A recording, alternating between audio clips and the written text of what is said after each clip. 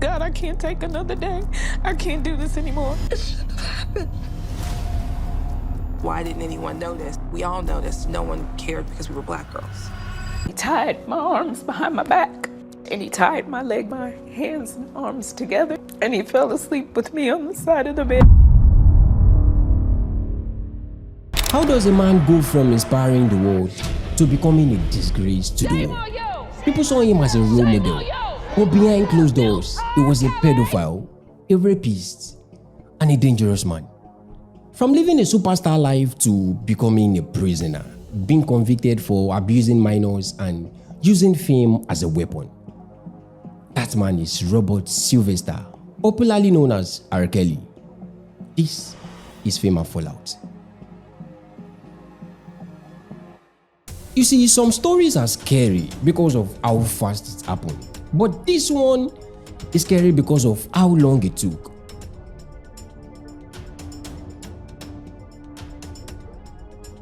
For decades, R. Kelly lived two lives.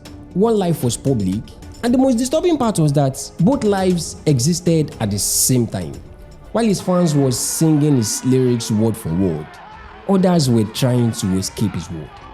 To some people, he was an angel. To others, he was a demon, a pedophile. Now, before the fame, before the power, before the controversies, there was a boy. His name was Robert Sylvester Kelly, born on January 8, 1967, on the south side of Chicago, a place where life was more about survival and comforts. He was raised mostly by his mother because his father was largely absent. Money was tight, supervision was limited, and childhood was far from easy. From early age, Robert struggled in school. Reading and writing were difficult for him, and classrooms became a place of embarrassment. He often felt small, ignored, and frustrated. But music changed everything. You see, when Robert sang, people listened. When he performed, he felt seen. Music became his escape, the one place where he felt powerful and respected. And you see, that feelings matter more than any other thing. You see, many years later, R. Kelly would speak about experiencing inappropriate treatment as a child from someone older. According to him, he was sexually assaulted by a close family. And instead of healing, Robert buried himself in music. As a teenager, he performed wherever he could: churches, talent shows, street corners. Though he dropped out of school, but his confidence grew with every performance. Winning a local talent competition gave him something new. People close to him noticed early signs. He liked control, he preferred admiration over questions. He enjoyed being authority in the room. At that time, these traits didn't look alarming, they looked like confidence. But by the late 1980s, Robert Kelly was no longer just a struggling kid with a strong voice. He was now a young man chasing success, attention, and control, even if he didn't fully understand it yet. You see, accountability had come before fame. You see, if accountability had come before fame, this story might have ended differently. But success arrived first, and once success comes before boundaries, the damage usually follows later. As Robert Sylvester became R. Kelly, the name started spreading across Chicago. His life didn't suddenly become easy. In fact, the pressure only increased. On the outside, people saw him as talent, but on the inside, he felt insecure. He could sing better than almost anyone around him, but he struggled with things many people took for granted. Reading was difficult, understanding paperwork was stressful. This made him feel exposed, especially as his career began to grow. You see, when someone feels weak in one area, they often try to appear stronger in another area. For R. Kelly, that strength came through control. He relied heavily on people around him, managers, friends, and assistants. Not just for business, but for everyday decision. And deep down, that independence bothered him. So he began to control the space where he felt powerful. The studio became his world, and whatever happened there followed his rules. As his music gained attention, more people began to depend on him. Family members, friends, and staff began to look up to him for support. That pressure made him afraid of failure. Failure to him didn't just mean losing fame, it meant losing respect. Slowly, people noticed change in him. He liked being obeyed. He didn't enjoy being questioned. Whatever he say, you must do.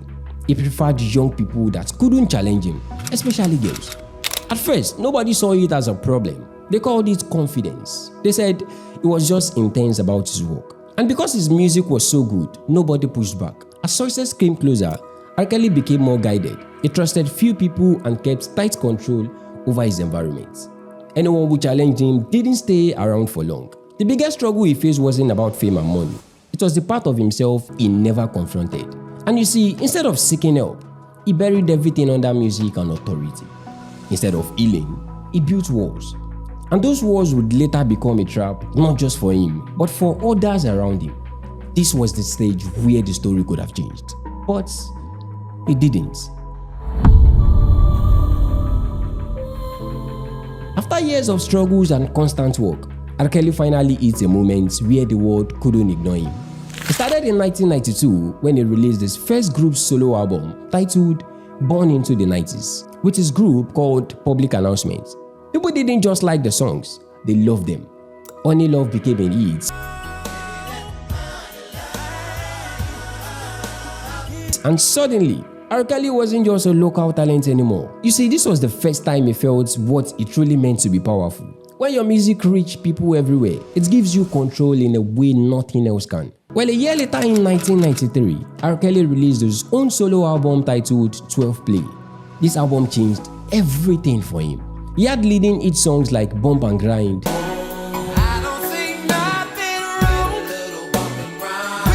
Body Is Calling,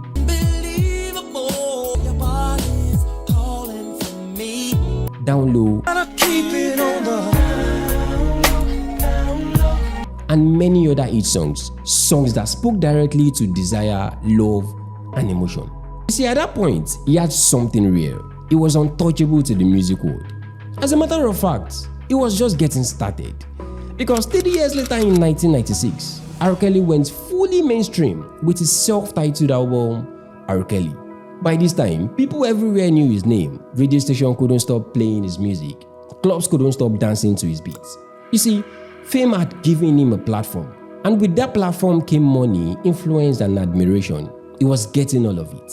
And then boom, the 1996 biggest song got released by this man.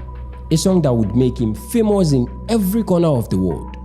I Believe I Can Fly. I believe I can fly.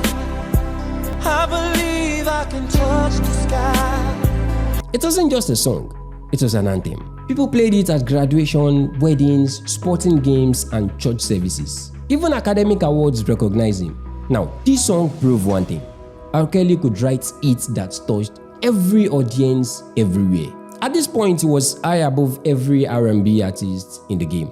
He was also writing and producing for other major artists like Michael Jackson, Aaliyah, Celine Dion, and Whitney Houston.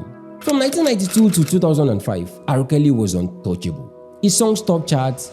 He influenced an entire generation of R&B artists. My people in the hood, I want to say what's up to everybody in Chicago. And those who bought the album, I want to say peace and thanks. Thanks for allowing the album to go platinum. I thank God for all of y'all. He became a name that everyone everywhere recognized. But behind closed doors, R. Kelly wasn't just a superstar. He was a demon. At every height of R. Kelly's success, when his music was everywhere and his name carried weight, something dangerous was happening on the ground. R. Kelly was making use of his fame in a wrong way. He started having wide cravings towards underage girls. He wasn't just taking those girls as friends, he was sexually active with them, either by force or by will alone. You see, at first, the public didn't notice how dangerous this man was until the Aaliyah saga in 1992. Now, who is Aaliyah? Aaliyah was an underage female artist signed by R. Kelly. She was talented, she was rising, and she was very young. So how did you hook up with R. Kelly? He's my best friend, really. We've been knowing each other for around 3 years now. I met him before he came out with Born Into the 90s. Through my manager, which is also his manager. Right. That's how we met. And I sang for him when I first met him.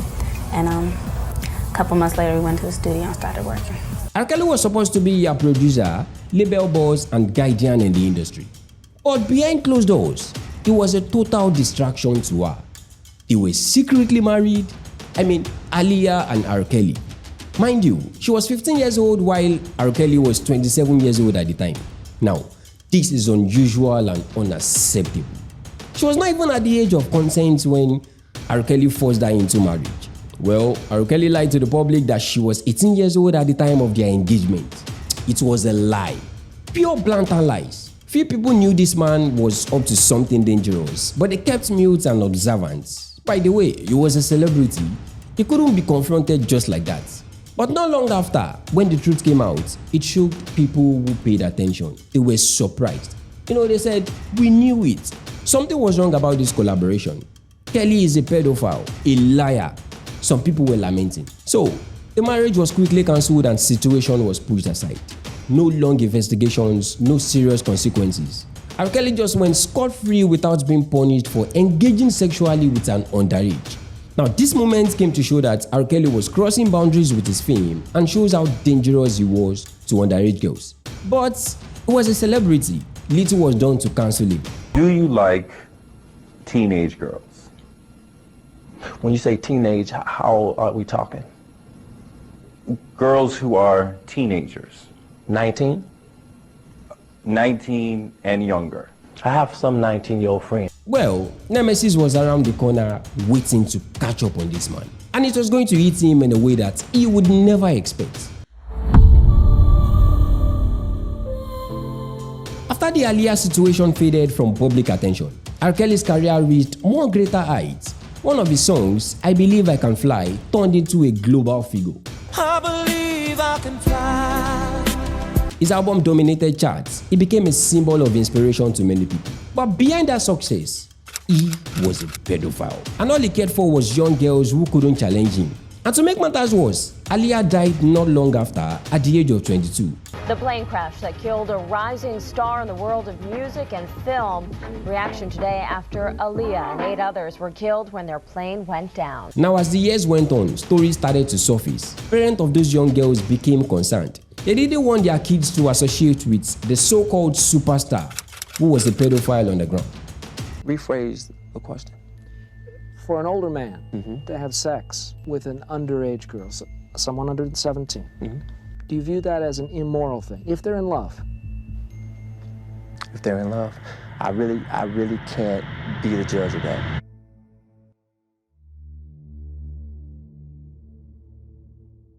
I want victims to know it's not their fault. I'm speaking out now because I want to send a message to anyone who believes she was a victim of R. Kelly. But every time questions came up, his achievements spoke louder.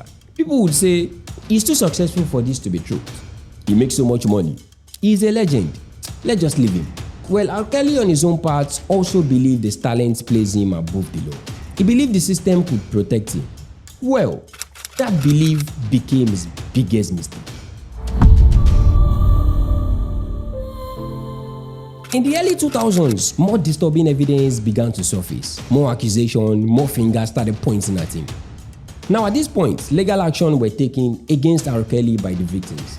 He was charged to court and it looked like he was going to face trials. Well, many people thought it was the end for him. Once you are in that court, you are found guilty, then you are going to jail. But it wasn't for R. Kelly. Because after a series of trials and delays, after the long court process that followed, R. Kelly was found not guilty. He was released again. Wow. To the public, it looked like he had survived the worst. But to R. Kelly himself, he was just getting started. He didn't learn a quick lesson. He believed he had beaten the system. And instead of him seeing it as a second chance, he saw it as a proof that he was untouchable. He stepped forward with even more confidence. He continued creating music, continued to perform, and continued living like nothing could touch him. But the world was changing quietly. The final downfall was coming, and Nemesis was around the corner. After R. Kelly was first released from court in 2008, many people believed the story was over. At that time, he had faced serious accusations. There was a long trial, there was heavy public attention, but in the end, he walked freely. No conviction, no prison, no immediate consequences. Now, from that moment in 2008, R. Kelly continued living as a free man for about 11 more years, from 2008 to 2019 when he truly escaped justice. During those years, he kept making music, he kept performing, he kept appearing in public. To fans, it looked like a comeback. To the industry, it looked like survival. But behind the scene, the stories never stopped. People were still talking, families were still worried. His former associates were slowly stepping away from this man. Everything began to change for worse. A lot of people now saw him as a demon, not a superstar any longer. His musical career began to go down the drain. He's now associated with evil. Around 2017 to 2019, the world had changed. Social media became stronger. People felt safer speaking out. Silence stopped working. And that was when a documentary was released titled Surviving R. Kelly. You see, it connected years of stories into one clear picture. All the victims of R. Kelly started speaking out against him. God, I can't take another day. I can't do this anymore. It shouldn't have happened. Why didn't anyone know this? We all know this. No one cared because we were black girls. He tied my arms behind my back, and he tied my hands and arms together, and he fell asleep with me on the side of the bed. Why would these women say the same thing about you, that you are controlling, that you are abusive, that you tell women when to eat, when to go to the bathroom, when they can sleep, where they can dress? Why would all these women tell these different stories about you if they were not true? From that moment, public opinion shifted. Radio stations stopped playing his music, concerts were cancelled, and record label cut ties. Now, the protection he had enjoyed for decades was gone. Again, nemesis started cutting up on him finally. Later in 2019, federal authorities arrested R. Kelly. This time was different. The case was detailed, the evidence was organized, and the system was ready. We have now provided 2 videotapes to law enforcement. We are presently trying to locate a 3rd videotape that we know exists. That is the tape with Ms. Van Allen, Mr. Kelly, and the 14-year-old girl. On the tape, the 14-year-old girl and Mr. Kelly repeatedly refer to her age as only being 14. Finally, in 2021, R. Kelly was found guilty. In 2022, he was sentenced to 30 years imprisonment. And finally, justice was served after a very long time being a pedophile and a predator. From his release in 2008 to his arrest in 2019, R. Kelly escaped justice for about 11 years. But when accountability finally came, it came fully. Today, R. Kelly remains in prison serving his sentence. He no longer controls studios, he no longer controls stages, he no longer controls people. Though his music still exists, but his influence does not. And this goes to teach a lesson that you can delay justice, you can outrun it for years, but you cannot escape it forever.